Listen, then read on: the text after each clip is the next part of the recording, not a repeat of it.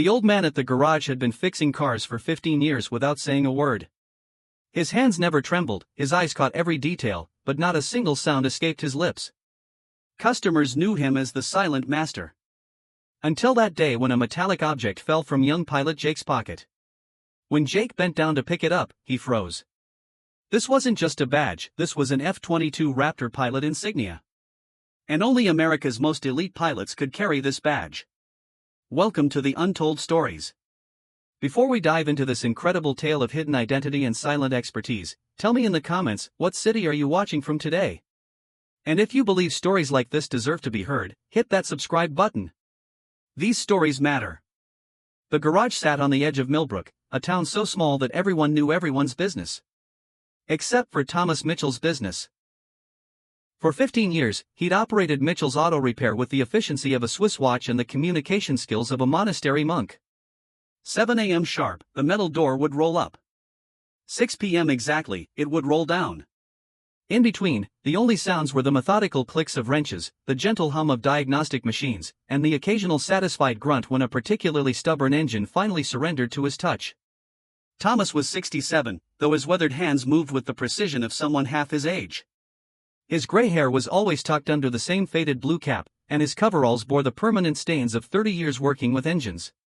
He was average height, unremarkable in every way except for his eyes. They were sharp, calculating, always scanning. Not the lazy observation of a small-town mechanic, but the constant awareness of someone trained to notice what others missed. The townspeople had grown accustomed to his silence. Mrs. Henderson would drop off her sedan with a chatty explanation of the strange noise it was making, and Thomas would simply nod, take her keys, and hand her a piece of paper with Tuesday, 3 p.m. written in his neat handwriting. Young couples would bring their first cars, nervous about the cost, and leave with fair prices and perfect repairs, never having heard Thomas speak more than and 4750. Some thought he was rude. Others assumed he was just shy. A few whispered that maybe he'd been hurt somehow, that silence was his shield against a world that had done him wrong. But everyone agreed on one thing: Thomas Mitchell could fix anything with an engine. Cars that other mechanics had declared hopeless would purr like kittens after a day in his garage. Diagnostic problems that stumped the fancy computer systems at the dealership would disappear under his experienced touch. What they didn't know was that Thomas's expertise went far beyond carburetor adjustments and transmission fluid changes. His hands had once guided machines far more complex than anything rolling down Main Street. His eyes had once scanned horizons where a split-second mistake meant the difference between life and death. His silence hadn't always been a choice. Jake Morrison had been in town for 3 weeks, temporarily stationed at the small regional airport while his F-22 underwent maintenance at the nearby airbase. At 28, he was one of the youngest pilots ever certified to fly the Raptor, a fact that filled him with equal parts pride and pressure. He was cocky in the way that only elite military personnel could be, carrying himself with the confidence of someone who regularly broke the sound barrier and lived to tell about it. His rental car, however, was decidedly less impressive than his day job. The 2019 Honda Civic had developed an annoying rattle that the airport mechanics couldn't diagnose. Someone at the base had recommended Mitchell's Auto Repair with a shrug. Old guy doesn't talk much, but he knows engines. Jake pulled into the garage just after 10 a.m. on a Tuesday. The place looked like every small-town auto shop he'd ever seen: oil-stained concrete, fluorescent lights, and the lingering smell of gasoline and metal. Thomas was bent over the open hood of a pickup truck, his movements methodical and precise. "Excuse me," Jake called out, stepping closer. "I've got a car that's making some noise. Someone said you might be able to take a look." Thomas straightened slowly, wiped his hands on a rag, and turned to face the young pilot. For a moment, their eyes met, and Jake felt an odd sensation. Something about the older man's gaze was familiar, though he couldn't place it. It was the look of someone accustomed to making quick, critical assessments. The look of someone who understood machinery at a level that went beyond textbook knowledge. Thomas simply nodded and gestured toward the Civic with his chin. Jake popped the hood and began explaining the symptoms, though he noticed Thomas wasn't really listening to his words. Instead, the mechanic was listening to the engine, his head tilted at an angle that suggested years of training in acoustic diagnosis. After a moment, Thomas held up one finger in a wait gesture and disappeared into his office. He returned with a clipboard and handed it to Jake. At the top was a simple form: name, phone, expected completion. No small talk, no estimate request, no explanation of the diagnostic process. Jake filled out the form, noting Thomas's continued silence. It wasn't hostile or uncomfortable, just complete. Like talking to someone who communicated in an entirely different language. As he handed back the clipboard, Jake's hand bumped against his shirt pocket, and something small and metallic fell to the concrete floor with a sharp ping. Both men looked down. There, gleaming under the fluorescent lights, was Jake's F-22 Raptor pilot insignia. It was a small thing, barely larger than a quarter, but unmistakable to anyone who knew military aviation. The Raptor's distinctive silhouette was etched in silver against a blue background, with tiny stars indicating Jake's mission completions. Jake bent to retrieve it, but when he straightened, he found Thomas staring at the badge with an expression that wasn't quite surprise, wasn't quite recognition, but something deeper. Something that looked almost like memory. F-22, Thomas said quietly. It was the first word Jake had heard him speak, and it hung in the air between them like a bridge across years of silence. Jake nodded, suddenly uncertain. Yeah. I'm stationed at Tyndall, Thomas finished, his voice barely above a whisper. Or Langley. Maybe Elmendorf. Jake's eyes widened. Most civilians couldn't even pronounce those base names correctly, let alone know their significance. Langley, he confirmed. How did you? But Thomas had already turned away, walking toward his office with the same measured pace he used for everything. Jake followed, his mind racing. In the small, cluttered office, Thomas pulled open a desk drawer and retrieved something wrapped in faded cloth. With careful movements, he unwrapped it and set it on the desk. Jake's breath caught in his throat. It was a flight suit patch. Not just any patch, but one Jake had only seen in history books and museums. The distinctive eagle and shield of the first fighter wing, but vintage. Real vintage. The colors were faded, the edges frayed, and the stitching showed the wear of someone who'd actually flown combat missions wearing it. First fighter wing, Jake read aloud, his voice hushed with something approaching reverence. But that's 1972 to 1994, Thomas said, settling into his desk chair with a slight wince that suggested old injuries. F-15 Eagles, mostly.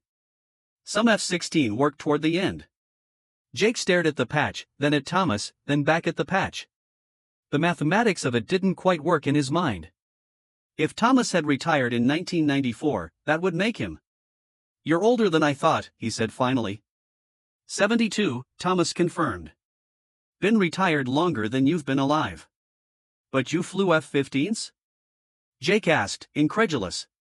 The F-15 Eagle was legendary among pilots, the fighter that had never lost a dogfight in over 4 decades of service. Men who'd flown Eagles were spoken of with quiet respect in every pilot-ready room in the Air Force. Thomas nodded once. 2 tours in the Gulf. Some other places that aren't on any maps. Jake felt like he was looking at a ghost. Fighter pilots from that era were heroes, legends whose stories were told in whispered conversations among younger aviators. They'd flown when GPS was new technology, when computers were primitive, when everything depended on skill, instinct, and split-second decision-making. Why didn't you ever say anything? Jake asked. I mean, in a town this small, people must have asked what you did before. Thomas rewrapped the patch with the same careful movements he'd used to reveal it. What would I tell them? That I spent 22 years dropping bombs on people they'll never meet, in countries they can't pronounce, for reasons that made sense at the time? He looked up at Jake with tired eyes. They see an old man who fixes their cars. That's enough. Jake was quiet for a moment, processing. Then, the way you diagnosed my engine. You weren't listening to the symptoms I described. Sound signature, Thomas confirmed. Every engine has one. Like a fingerprint. You learn to hear what's wrong before you see it. He paused. Fighter jets are just engines with wings. Cars are just engines with wheels. And the precision? The way you move? Thomas smiled for the first time since Jake had met him. It was a small expression, barely visible, but it transformed his entire face. 30 years of pre-flight checks. Muscle memory doesn't forget. Over the next hour, as Thomas worked on the Civic with movements that now made perfect sense to Jake, the younger pilot found himself asking questions he'd never thought to ask. What was it like flying before modern avionics? How did you navigate without satellite guidance? What was air-to-air combat really like? Thomas answered in short sentences, his words economical but precise. He spoke of flying at Mach 2.5, an aircraft that required constant attention, of dogfights that lasted seconds but felt like hours, of the weight of responsibility that came with controlling weapons capable of changing the course of battles. The hardest part, Thomas said as he replaced a worn belt in the Civic's engine, wasn't the flying. It was coming home and pretending to be normal. Jake understood. Every pilot who'd seen combat understood. The transition from life-or-death decision-making at 30,000 feet to mundane civilian concerns was jarring. Some pilots never made the adjustment. They lived their whole retirement looking for the adrenaline rush that only combat flying could provide. But you found peace, Jake observed. Here, in this garage. Thomas paused in his work, considering. Engines don't lie, he said finally. They break, you fix them. They work, you maintain them. Simple cause and effect. No politics, no hidden agendas, no collateral damage. He looked at Jake directly. Sometimes simple is what you need. As Thomas finished the repair, Jake realized the rattle was completely gone. The engine purred with a smoothness it hadn't possessed even when new. Whatever Thomas had done, it was perfect. How much do I owe you? Jake asked. $47.50, Thomas replied, the same price he charged everyone for basic diagnostic and repair work. Jake pulled out his wallet, but hesitated. This seems like too little. I mean, given your experience. Thomas held up a hand. Price is the price. Experience doesn't change what a job is worth. As Jake paid, he found himself reluctant to leave. Something about this encounter felt significant, like he'd discovered a piece of living history hiding in plain sight. Would you maybe want to grab coffee sometime? I'd love to hear more about your time flying. Thomas considered this for a long moment. Coffee shop on Main Street. 7 a.m. I'm usually there before work. Jake grinned. Tomorrow? Thomas nodded once, then turned back to his workbench, effectively dismissing the younger pilot. But as Jake walked toward his perfectly running car, he heard Thomas speak once more. Jake. The pilot turned. The Raptor is a good aircraft. But don't let the technology make you lazy. The fundamentals never change. Jake nodded, understanding that he'd just received advice from someone who'd learned those fundamentals the hard way, in an era when pilots couldn't rely on computers to save them from their mistakes. As he drove away, Jake looked in his rearview mirror and saw Thomas Mitchell returning to his work, bending over another engine with the same methodical precision he'd shown for the past 15 years. But now Jake saw it differently. This wasn't just an old mechanic fixing cars. This was a master craftsman maintaining his connection to the machines that had defined his life, staying sharp in retirement by applying skills learned in the cockpit to engines that would never leave the ground. The next morning, Jake arrived at the coffee shop early, nervous in a way he hadn't felt since his first solo flight. Thomas was already there, sitting at a corner table with a plain black coffee and yesterday's newspaper. He looked up as Jake approached, nodded to the empty chair across from him. Double shot latte? Thomas asked, having observed Jake's order at the counter. Yeah. How did you? Fighter pilot caffeine tolerance, Thomas said with that barely there smile. We all had it. For the next hour, Jake listened to stories that would never appear in any official history. Thomas spoke of missions over Iraq and Kuwait, of the strange brotherhood formed between pilots who trusted each other with their lives, of the technological evolution he'd witnessed as aircraft became increasingly sophisticated. When I started, Thomas said, stirring his coffee thoughtfully, you flew by feel as much as instruments. You knew your aircraft like it was part of your body. By the time I retired, pilots were becoming computer operators. Is that bad? Jake asked. Thomas shrugged. Different. The missions get accomplished either way. But something gets lost when the machine does the thinking for you. As they talked, other townspeople drifted in and out of the coffee shop.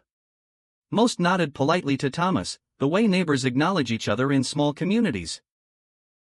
None of them seemed aware that they were in the presence of someone who'd flown missions that had shaped international conflicts, who'd made split-second decisions that had saved lives and altered the course of battles.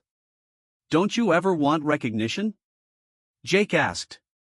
I mean, what you did, What you sacrificed, shouldn't people know? Thomas looked out the window at Main Street, where the morning rush consisted of perhaps a dozen cars and a school bus. What would change? He asked. Mrs. Henderson would still need her transmission fixed. Bobby Martinez would still bring me his truck when it won't start. The work doesn't care about my history. Jake understood, but it still bothered him. In his world, accomplishments were recognized, rank was respected, service records mattered. The idea of someone with Thomas's background living in anonymity seemed wrong somehow. Besides, Thomas continued, people see what they need to see. They need a reliable mechanic who charges fair prices and does good work. That's who I am now. But it's not who you've always been. Thomas met Jake's eyes. None of us are who we've always been. The question is whether who you're becoming is someone you can live with. That afternoon, Jake found himself thinking about their conversation as he ran through pre-flight checks on his F-22. The aircraft was a marvel of engineering, capable of maneuvers that would have been impossible in Thomas's era. But as he went through the checklist, he found himself paying more attention to the fundamentals. Engine temperature, hydraulic pressure, control surface response. The basics that every pilot had relied on since the Wright brothers. During his flight, Jake pushed the Raptor through its paces, testing systems and maintaining proficiency. But he also spent time just flying, feeling the aircraft respond to his inputs, listening to the engine's rhythm, maintaining the connection between pilot and machine that Thomas had spoken about. When he landed, Jake realized something had changed in his approach. The technology was still there, the computer assistance still available, but he was relying on it less, trusting his instincts more. It was a subtle shift, but it felt significant. Over the following weeks, Jake made coffee with Thomas a regular routine. The older pilot shared stories sparingly, but each one was a masterpiece of understated heroism. A mission where mechanical failure had forced him to land behind enemy lines. A dogfight where split-second timing had saved his wingman's life. A rescue operation that had brought home soldiers who would have otherwise been left behind. Thomas never presented these stories as heroic. To him, they were simply part of the job, problems that had required solutions, situations that had demanded specific responses. But Jake began to understand that this matter-of-fact approach to extraordinary circumstances was itself a form of heroism. The hardest missions, Thomas told him one morning, weren't the ones where you got shot at. They were the ones where you had to make decisions that affected people you'd never meet. Jake thought about this as he flew his own missions, practicing scenarios that might one day be very real. The F-22 was designed to engage threats before they knew he was there, to fight battles at distances that made enemy pilots abstract concepts rather than human beings. But Thomas's words reminded him that those abstract concepts had families, histories, dreams that would end with his decisions. How did you handle that? Jake asked. Thomas was quiet for a long time. You do your job, he said finally. You follow orders. You trust that the people making the big decisions have better information than you do. And then you come home and try to be someone your family can live with. Do you have family? Had, Thomas said simply. Wife died 8 years ago. No kids. Flying was enough of a family for a long time. By the time I realized it wasn't, it was too late to change course. Jake heard the regret in those words, the weight of choices made and opportunities missed. It was a reminder that every path, even one as extraordinary as Thomas's, came with its own costs. As the weeks passed, Jake noticed changes in how the townspeople interacted with Thomas. Word had somehow gotten out that the quiet mechanic had a military background, though the details remained vague. People were a little more respectful, a little more curious. Mrs. Henderson asked if he'd ever worked on military vehicles. Bobby Martinez wondered if he'd been stationed overseas. Thomas answered these questions with the same economical words he used for everything else, neither confirming nor denying the growing speculation about his past. But Jake could see that something had shifted. The absolute anonymity that Thomas had maintained for 15 years was beginning to crack. Does it bother you? Jake asked one morning as they watched the town wake up through the coffee shop window. Change always bothers people, Thomas replied. Question is whether you fight it or adapt to it. And you're adapting? Thomas smiled. I've been adapting for 72 years. This is just another course correction. The real change came on a Thursday afternoon in late October. Jake was at the garage, having developed a habit of stopping by when his schedule allowed. He'd grown to appreciate Thomas's quiet wisdom, the way the older pilot could distill complex problems into simple truths. They were discussing aircraft maintenance procedures when a black sedan pulled into the garage. Two men in uniform stepped out, and Jake immediately recognized the insignia of Air Force intelligence. His blood ran cold. The senior officer, a colonel with gray hair and serious eyes, approached Thomas directly. "Chief Master Sergeant Mitchell?" Thomas straightened slightly, and for the first time since Jake had known him, his civilian facade slipped away entirely. The mechanic was gone, replaced by someone who'd once held one of the highest enlisted ranks in the Air Force. "Colonel," Thomas replied, his voice carrying a formality Jake had never heard before. "Sir, we need to speak with you about Operation Distant Thunder." Thomas glanced at Jake, then back at the colonel. "That operation is classified." "Not anymore, sir. The files were declassified last month. We're conducting interviews with surviving participants." Jake felt like he was watching something sacred being disturbed. Operation Distant Thunder meant nothing to him, but the way both older men spoke about it suggested something significant, something that had been buried in classified files for decades. "Give me a moment," Thomas said to the colonel, then turned to Jake. "This conversation needs to be private." Jake nodded, understanding. But as he walked toward his car, he heard the colonel mention dates that made him stop. 1991, the Gulf War. The same period when Thomas had spoken of flying missions over Iraq and Kuwait. That evening, Jake found Thomas at the coffee shop, sitting at their usual table but staring out the window with an expression Jake had never seen before. Not quite sadness, not quite relief, but something in between. "You okay?" Jake asked as he sat down. Thomas took a long sip of his coffee before answering. 30 years, he said. 30 years of keeping quiet about something, and now they want to put it in a history book. Operation Distant Thunder? Thomas nodded. Deep strike mission. Took out a command bunker that was coordinating attacks on coalition forces. Saved a lot of lives. He paused. Also killed a lot of people. Jake waited, sensing that Thomas needed to talk but wasn't sure how to begin. The intelligence was good, Thomas continued. The target was legitimate. The mission was successful by every measure that matters. He turned to look at Jake directly. So why does talking about it feel like betraying something? Jake thought about this. Maybe because talking about it makes it real in a different way. When it's classified, it's just something that happened. When it's history, it becomes something you did. Thomas smiled, the expression sad but genuine. You're smarter than you look, Lieutenant. Captain, Jake corrected automatically, then realized Thomas was testing him. And you outrank me anyway, Chief. Not anymore. I'm just a mechanic now. But even as he said it, Jake could see that wasn't quite true anymore.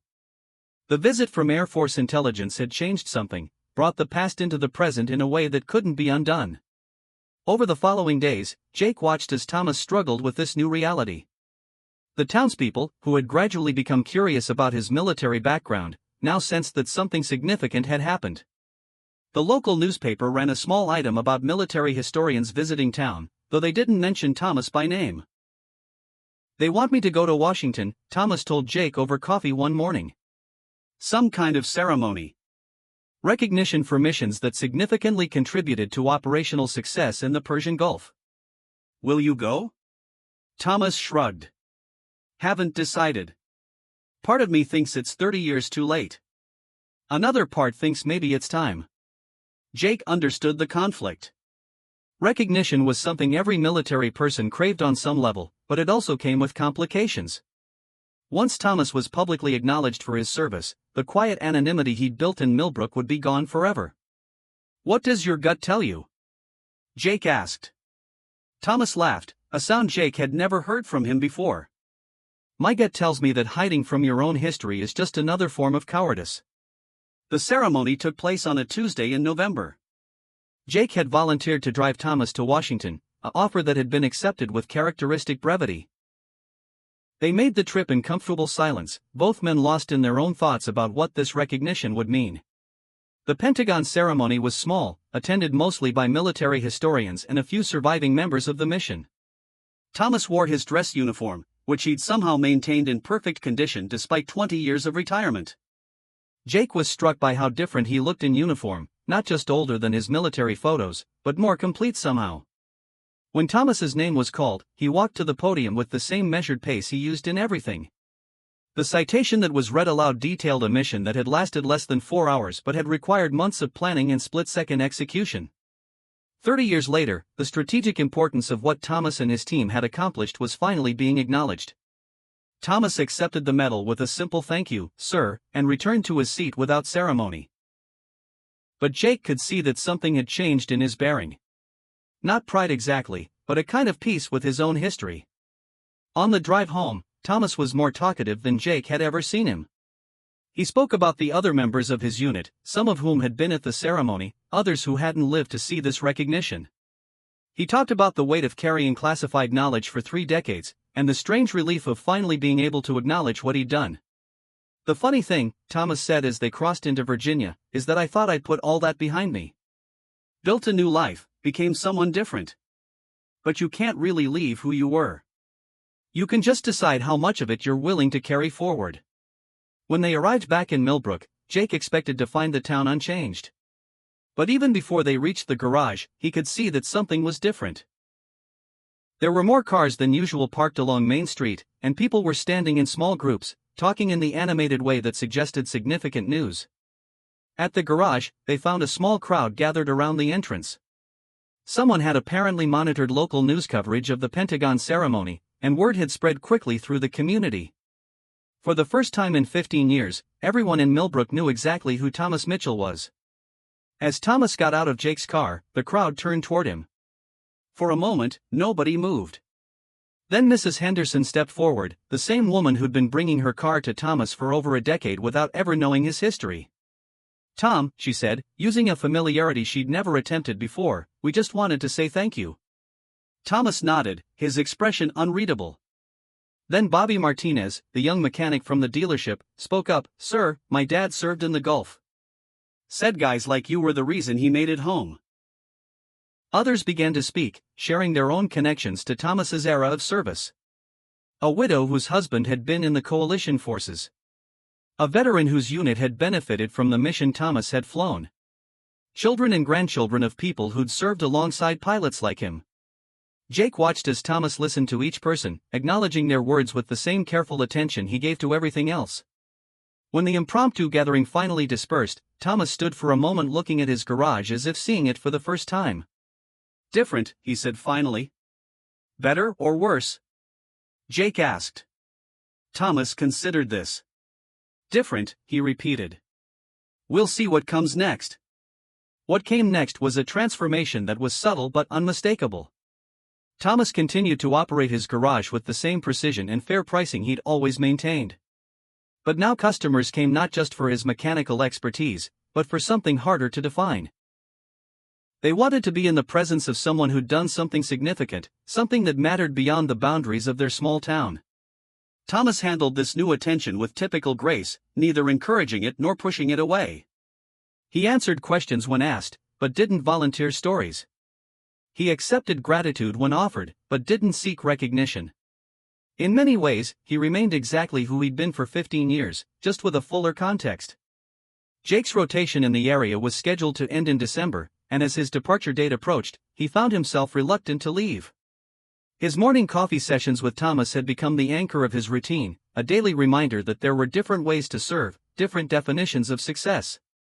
"You've taught me something important," Jake told Thomas during one of their final conversations. "What's that?" "That the mission doesn't end when you take off the uniform. It just changes." Thomas smiled. "Every generation of pilots thinks they're the first to figure that out. And every generation needs to learn it for themselves? Seems to be how it works." On Jake's last day in Millbrook, he stopped by the garage one final time. Thomas was, predictably, bent over an engine, making the methodical adjustments that had defined his retirement. But now Jake could see the full picture. This wasn't just an old man fixing cars, but a master craftsman maintaining his connection to the precision and purpose that had shaped his entire adult life. "Take care of yourself, Chief," Jake said. Thomas straightened, wiped his hands on his ever-present rag, and extended his hand. "Fly safe, Captain. Remember the fundamentals." As Jake drove away from Millbrook for the last time, he carried with him a new understanding of what service could look like. Thomas Mitchell had spent 22 years as one of America's elite fighter pilots, and another 15 years as a small-town mechanic. Both roles had required precision, dedication, and a commitment to excellence. Both had served their communities in essential ways. The recognition Thomas had finally received hadn't changed who he was, but it had completed the picture of who he'd always been. A man who'd learned to find purpose in the intersection of skill and service, whether that meant protecting his country from 30,000 feet or ensuring his neighbors' cars would start on cold mornings. Some heroes wore uniforms. Others wore coveralls. The best ones understand that heroism isn't about the stage you perform on, but the excellence you bring to whatever role you're asked to play. Thomas Mitchell had learned that lesson in the cockpit of an F-15 Eagle. He'd been practicing it for 15 years in a small-town garage. And now, finally, everyone else knew what Jake had discovered that day when a simple pilot's insignia had fallen to a concrete floor and revealed the extraordinary man hiding behind an ordinary life.